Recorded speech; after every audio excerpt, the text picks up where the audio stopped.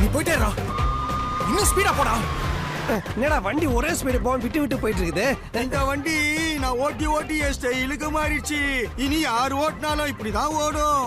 ஆமா, இது முன்னாடி என்ன வேலை செஞ்சுட்டு இருந்த? லேடி ஸ்டைலரு. அட கண்ணு குட்டி வாயா, தையல் மிஷினை மேய்க்கிற மாதிரி ஆக்சிலேட்டர் விட்டு விட்டு மேய்ச்சா பின்ன கார் ரிப்பேர் ஆகாம ரேஸ் கடா போவோம்.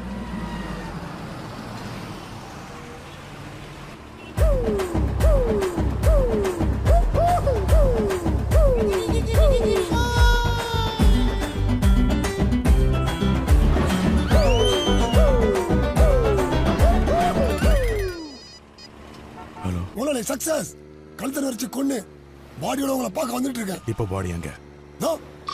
இங்கதானே இருந்துச்சு. முதலாளி பாடியை பின்னாடி தான் வச்சிருந்தேன், காணோம். எப்படா இருப்பான்?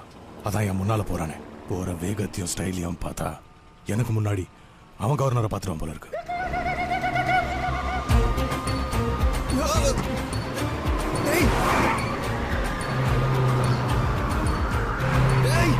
தம்பி எவ்வளவு கஷ்டப்படுது. கட்டையில போடுவேன், கை கொடுக்க கூடாது. அவன் ஆல்ரெடி கட்டையில போனவன் தான்டா. டெட் பாடியா? பின்ன என்ன ஜிம் பாடியா? இப்படியே போனா வேலைக்கு ஆகாது. ஏதாவது கம்பி எடுத்து டயர்ல குத்து, பஞ்சர் ஆயிடும். அப்படியே தூக்கி போட்டு போயிடலாம்.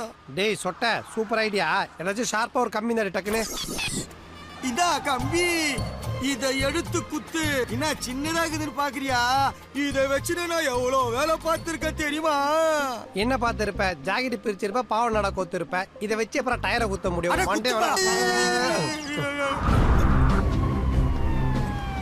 சீக்கிரம் போடா.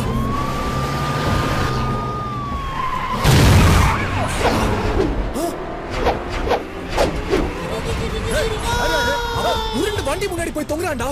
டேய், இப்ப ஊர்ந்தா மட்டும் நான் உயிரா போகுது. ஏற்கனவே செத்தவன் தானே. அமைச்சர் தான் இப்படிதான் இருக்கணும். அந்த அநியாயத்துக்கு எதிராக போராடுறான் பாரு.